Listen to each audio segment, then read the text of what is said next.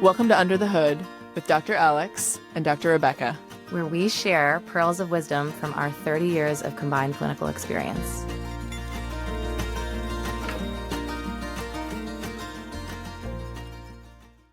Hi, friends. Today we're talking about a very important topic, and that is for folks after prostatectomy. Prostatectomy is a surgery that you can get after you are diagnosed with prostate cancer, and the options are typically radiation or laparoscopic radical prostatectomy, and there are side effects. There are actually side effects to both.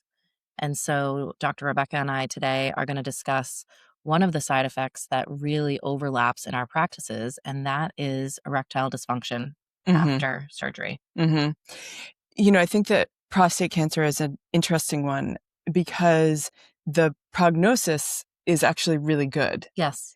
So many penis owners have prostate cancer, and then they go on to live like perfectly healthy lives. Right. But many men are diagnosed a little bit earlier. It can be something that is in their 50s. In their 50s, yeah. And so it's interesting because the prognosis is quite good. And actually now it's my understanding that part of the treatment actually is to delay treatment. That prostate cancer tends to be sort of a slower growing Active cancer. surveillance, Yeah. So there's some active surveillance. But even though it's got a really good prognosis, it's the quality of life can really be impacted. And I'm not sure how much folks know about the sexual side effects that can really be devastating. That's right. And also, I think one of the worst parts of this is that people get either the radioactive seeds or the radiation or the prostatectomy, and they don't realize that there's actual assistance or help for the side effects. So the most common side effects are urinary incontinence, where you're leaking pee, sexual side effects where you have erectile dysfunction or you can't maintain an erection or have an orgasm. And the tricky thing about this is many people with prostate cancer don't feel super comfortable talking about the symptoms. Yeah, that's right. And there's shame. There's shame. There's shame. And so then they just live with these symptoms, which are super embarrassing. They impact, like you said, the quality of life. They impact people's confidence. And a lot of these guys are on the younger side, like you mentioned, and they're still playing basketball. They're still out playing sports with their friends. They're still trying to play golf. They're still wanting to be sexually active with their partner or solo. And this really impedes those things. And so if only they knew that they could speak up and get some help. Yes, there really is, hope after this. Absolutely. So maybe you could tell our listeners and me, Alex. Yes. What's the job of the prostate? I know it's important, and especially as I'm familiar with the side effects, from patients, but what does the prostate actually do? Well, I'll say kind of feels like the appendix to me, to be honest, but it's totally. like not, No, it's not. But in terms of for the sake of this podcast, I think the point of this podcast is what happens when you don't have it. And so you have your bladder, and then you have your prostate underneath it, and then you have your pelvic floor. And the urethra, which is the tube that you pee through, runs from your bladder through your prostate, through your pelvic floor, down through the penis and out.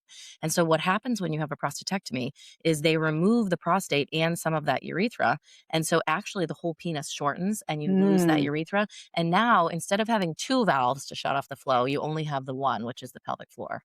So I really encourage people to get prehab before their surgery to get their pelvic floor muscles ready to have to do this job alone. Because before you had the prostate doing the job and you had the pelvic floor doing the job. And now you don't have the prostate anymore. And so your pelvic floor has to work harder. The problem is for a long time, that prostate may have been a little bit enlarged. And so it was doing its job even more than. So that urgency, the frequency of needing to urinate, this happens to a lot of folks with penises that as it gets enlarged, they're up multiple times a night. And also it's kind of blocking the urethra as it is. So the pelvic floor is not working as hard. I see. Oh, okay. You know? So there can be atrophy in the pelvic floor because the prostate is over functioning as it gets enlarged. Exactly. Oh, interesting. And so then you remove the prostate and suddenly you're leaking like a sieve and you have no idea how to use your pelvic floor because you don't even know it exists. Right. Okay. So the prehab really makes a lot of sense. It does. And so when I was at Beth Israel, we actually developed a program where we were seeing a really high percentage of people undergoing prostatectomy beforehand. And that was amazing because then you get a baseline. You understand, is somebody gripping in too tight? Is somebody really, truly weak? And then you help them to understand how to use these muscles so that they can have better outcomes post-op. And so then when I went down to New Orleans, we did the same thing. We were seeing folks beforehand. And so I think the majority of listeners will likely not get the chance to go beforehand because they might be experiencing the problems already and trying to seek out their own solutions. And so if I'm right on that, I think I want to impart this, that it's not too late. No, afterwards. right. But it just makes the bounce back, the recovery harder and longer. Yeah. And I think people end up wearing Depends or wearing a pad or wearing a shield and then limiting their life. Right. And that's so unfortunate because the exercise that they're doing is so predictive of a longer life and a better quality of life. Yeah. And so really seeking out some support around these issues is super, super, super helpful and relevant and will improve your quality of life. Unfortunately, there's a lot of barriers. Right.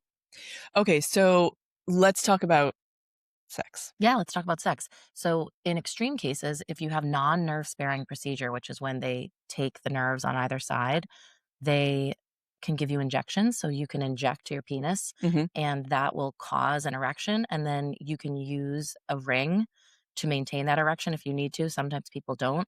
And you can have a great, healthy sex life that way. And you can orgasm, you just don't ejaculate. And so I think people oftentimes view this as a death sentence for their sex life. It's not at all. You do have to be brave enough to do that treatment. That would be kind of the most extreme. Okay. But those injections are very effective. You just have to, absolutely. Folks that I've talked to, it's like the first time or two, it's like, oh God, am I really doing this? Yeah. And then they kind of just get used to it and it's okay. Yeah, 100%. And it works well. Exactly. And it can be an adjustment, the idea of having an orgasm without ejaculating. The sensation can feel a little bit different. It can feel a little bit weird. Yeah, it's still very pleasurable. Yeah. I mean, this is what people with vaginas and vulvas experience all the time, which is that the rhythmic contractions of the pelvic floor. That's right. Yeah. And so interesting. Also, you can, and this is something that I believe, and I think the research supports it, we should be doing right off the bat post-op, is doing low-dose Cialis just for blood flow in general and doing a pump protocol. So the pump protocol often is not shared with patients in my experience, but then when we reach out to the surgeon and say, hey, can we start this pump protocol? They're like, great idea. Yes, let's do it. And is it the first time they've heard of this? Who knows? And they're like, that's a great idea. And meanwhile, not to be down on surgeons. No, but you're looking at holistically. Exactly. It helps to restore the length. It helps to get that blood flow back. It helps to actually get an erection. And so there's so many health benefits from doing the pump protocol. And by pump protocol, I mean, I think probably most people who are listening are going to understand what that means, but can you describe what that looks like? Yeah. And so the Vasorect is one, and you use this pump and it draws blood into the penis. And then for those of you who can't see, Alex is gesturing. Yeah, that's right. Exactly. Yeah, trying to show She's acting this out. I'm really enjoying it. My imaginary, because I teach patients how to use them. Of course. Yes. And so then if you're going to try and utilize the erection that you get, you put a ring. And so that way it kind of maintains to trap the blood flow. Yeah. And so, but really it's not just for that. The blood flow is helping with the healing process. Right. And to try and restore some of the length that you lost when they took your prostate with that section of the urethra out. And I think sometimes people don't realize that their penis is going to be shorter post-op, and it can be a little bit jarring. There's a lot around penis size and length, and it's emotional for people, and I don't blame them. And I do feel like this is a way for them to sort of take back their power and understand that they have some control over the situation. Yeah. I can see, I think I'm glad you said that there's a lot around penis size and length. I mean, I think that that's like a gross understatement, right? That this is something for people who have penises. the ability to get and maintain an erection, Yeah. that this is something that many people may struggle with, even aside from the surgery. Yeah. And it's central to their self. That's right. So it feels like a Yes. part of them is truly missing or lacking. And I think it can deeply impact mental health. Oh, absolutely. There's some really interesting studies, none of which I have at the tip of my tongue, but that I've read. It's particularly around military members who have lost sexual function due to Oh, an wow. injury, and the mental health impact of that is profound. Yeah. This is a total aside, but when we were doing a lot with spinal cord injury, we would find the erogenous zone at the level of the injury and utilize that to maintain intimacy with a partner and solo. And there's a lot of incredible adaptive equipment out there to help people still maintain their sex life. And so we could always link that because I do think that's super relevant. Or if we ever do an episode about folks with disabilities and sex. Yeah. So in terms of the prostate, the incontinence can also be an inhibitor for sex because you don't want to be peeing on your partner or leaking, and you don't want to Even feel just like the you can't fear that you control. might. Exactly. Yeah, it's not a sexy feeling. No, not at No. all. And so that, I think, is where pelvic floor physical therapy really shines, because we can get your pelvic floor muscles to help come back online and stop that flow from happening. But as important as the pelvic floor muscles themselves is the lifestyle and behavioral changes that we make, because a lot of times these guys, for lack of more education and lifestyle management techniques, they start restricting their fluids. They start peeing all the time just to get it all out. They think, oh, let me just get that last little bit out. And so they inadvertently make their problems so much worse, because then they have this teeny tiny little bladder. And meanwhile, they had a catheter post-op. So their bladder already shrunk in size from having continuous drainage in the catheter. What we really should be doing is helping the bladder refill and be able to get all the way back to its normal size, and sipping fluids slowly and consistently throughout the day so the bladder is hydrated and happy but not overwhelmed, because concentrated urine is a bladder irritant and it will make your leaking worse. And when you train your bladder to pee all the time, that's what it's going to do. It's going to give you the urge to pee all the time. So unfortunately, by the time I see these guys, these folks, they've already exacerbated the problem. Yeah. Especially, I'm thinking about how you were just talking about how the prostate probably was enlarged. Yeah, exactly. And so they already had that. Some underlying issues, Yeah. with urgency and frequency. Yeah. Exactly. And so emptying. and they're used to it. Yeah. That if they're getting up multiple times a night, if they're having to, they have urgency, they have frequency, they're having to go to the bathroom all the time, then that's also habit. Exactly. And you think about it, when you have surgery, it slows your whole digestive system down. So constipation makes incontinence worse. So you've got this stool in your colon pressing on your bladder, and it's making your leaking worse.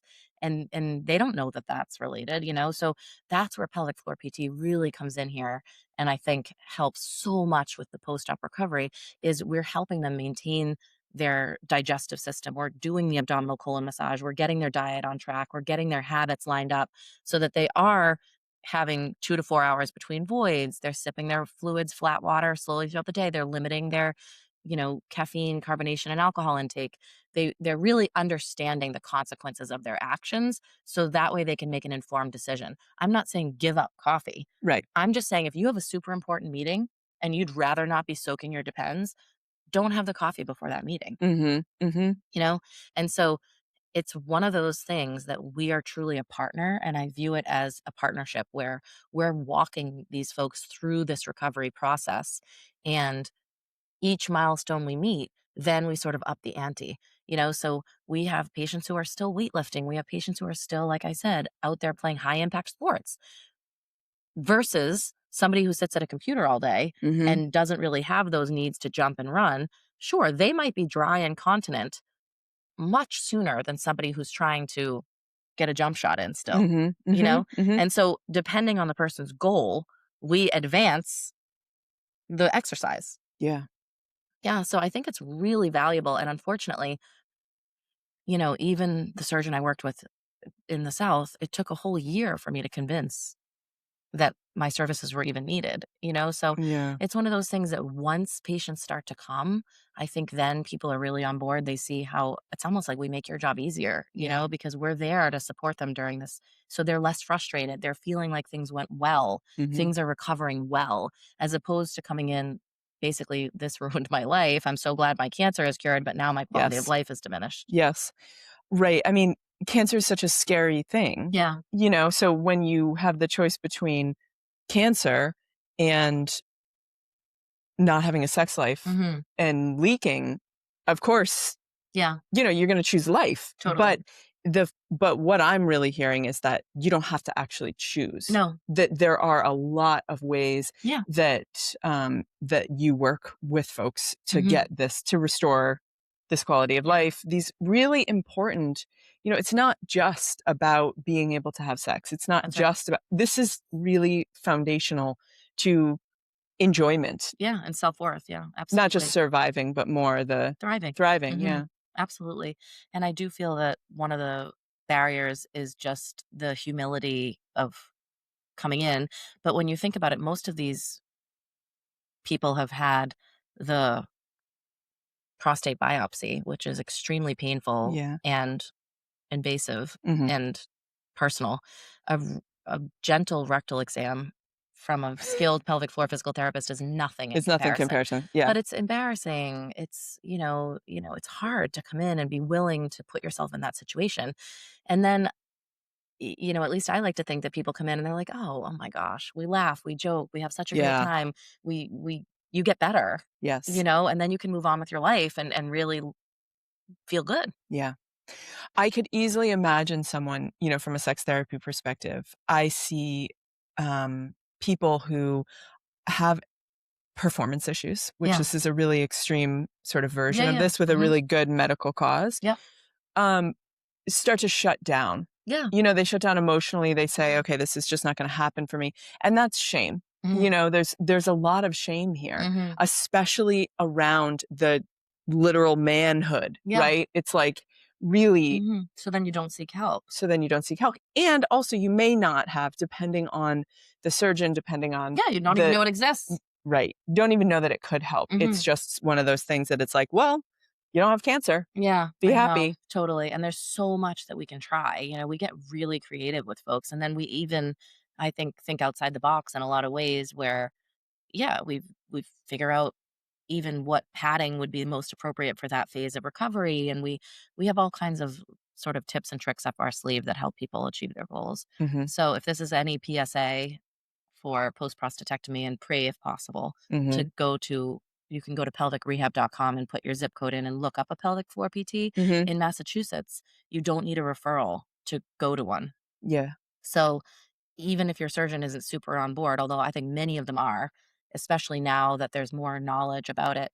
And then for people who are considering coming, some information that's really important for the PT is, did you have a nerve sparing procedure or not? It kind of surprises me how frequently patients don't know that answer. And we want to know if there's nerves spared, the recovery can be a little bit quicker and simpler in many cases. And if they're not, that doesn't mean that you won't recover. It just takes longer, and we have to really work hard to get those nerve endings to kind of regrow. Yeah. And, I think from a sex therapy perspective, the partner is also a really, if you're partnered, it's a really important part, because having communication, helping them to understand. And then also, the thing is that even during the recovery, it doesn't mean that you can't be intimate with your partner. It doesn't mean, whether that means that you're being sexual or whether it means that you're still being physically close, being affectionate. A lot of times when it feels like intercourse is off the table, couples take everything off the table. Another place, no, they don't have to do it. Another place that I see this happen all the time is during pregnancy. If there's a medical reason where, the partner who's carrying the baby is on pelvic rest, the couple will come in and see me and they say, we haven't had sex for 1.5 years because, I was on pelvic rest, and then after the baby, we were so tired and whatever.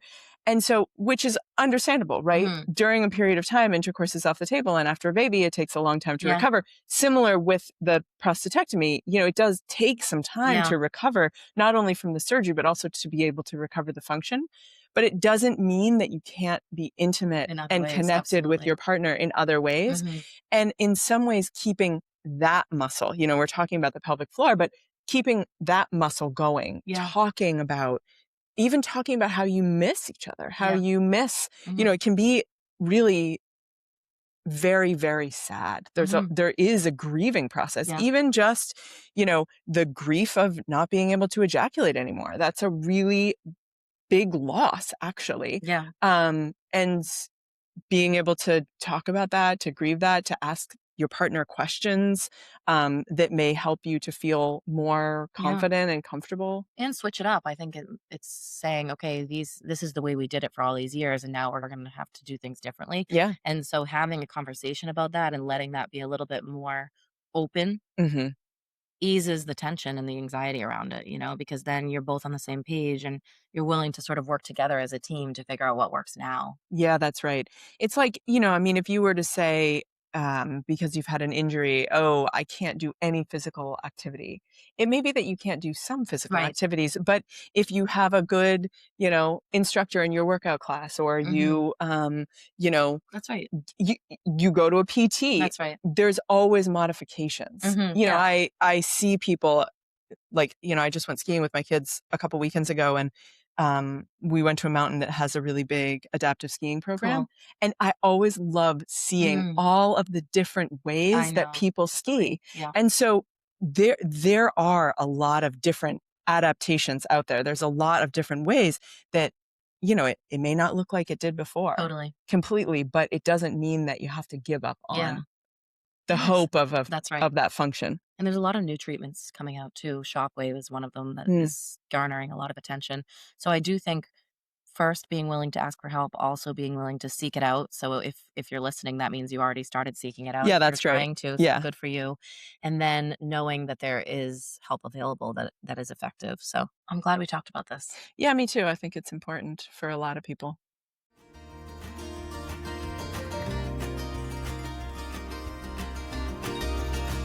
Thanks for listening to Under the Hood. We hope you enjoyed this episode. Please like, share, and subscribe.